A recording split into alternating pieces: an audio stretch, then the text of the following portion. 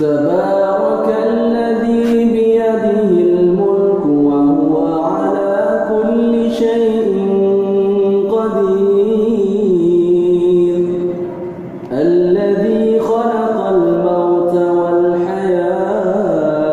ليبلوكم أيكم أحسن عملا وهو العزيز الغفور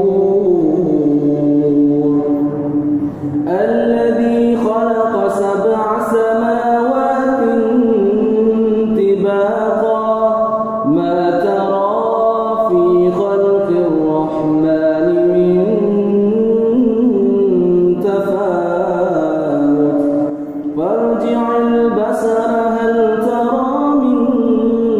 فطور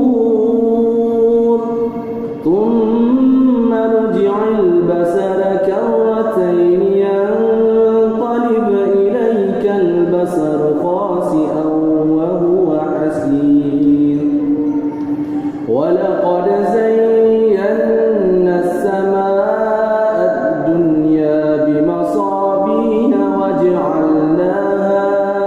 وجعلناها رجوما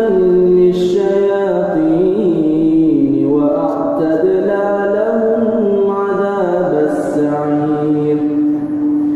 وللذين كفروا بربهم عذاب جهنم وبئس المصير إذا ألقوا فيها سمعوا لها شهيقا وهي تفور تكاد تميز من الغيظ كلما ألقي فيها فوج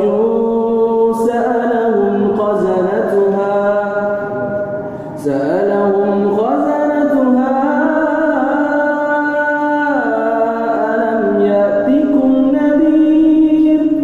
قالوا بلى قد جاءنا نذير فكذبنا وقلنا ما نزل الله من شيء إن أنتم إلا في ضلال كبير وقالوا لو كنا نسمع أو نعقل ما كنا في أصحاب السعير فاعترفوا بذنبهم فسحقا لأصحاب السعير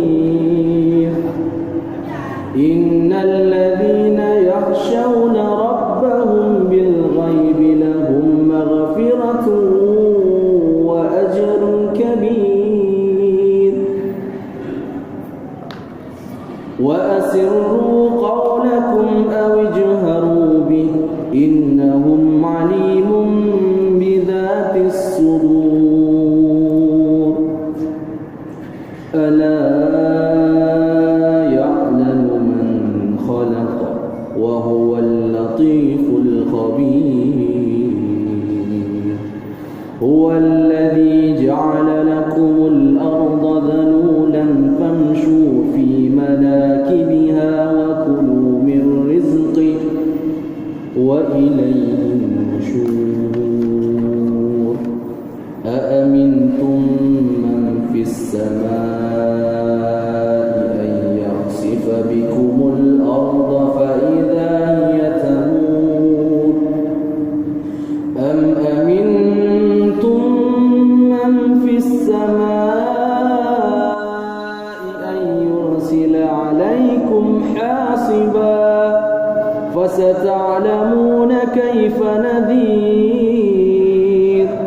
ولقد كذب الذين من قبلهم فكيف كان نكير أولم يروا إلى الطير فوقهم صافات ويقبضن ما يمسكوهن إلا الرحمن إنه بكل شيء بصير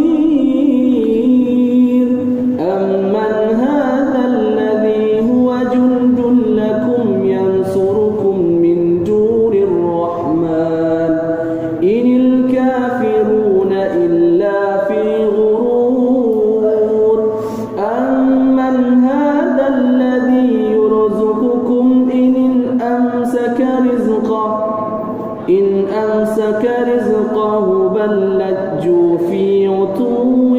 ونفور أفمن يمشي مكبا على وجهه أهدى أمن يمشي سويا على صراط مستقيم قل هو الذي أنشأكم وجعل لكم السمع والأبصار والأفئدة قليلا ما تشكرون قل هو الذي ذرأكم في الأرض وإليه تحشرون ويقولون متى هذا الوعد إن كنتم صادقين